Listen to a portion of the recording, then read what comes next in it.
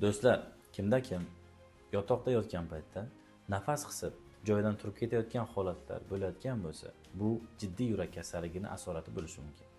Agarda kimda kim shu shikoyatlar bilan shikoyat qilayotgan bo'lsa, videoni oxirigacha ko'rsin, manfaatli ma'lumotlar berib o'taman. Bemorlarimizdan ko'pincha shikoyatlar qilib kelishadiki, doktor, men kechki paytda uyquga yotsam, nafasim qisib joyimdan uyg'onaman va unda ko'pincha o'tirib uxlab chiqaman degan shikoyatlar bilan kelishadi.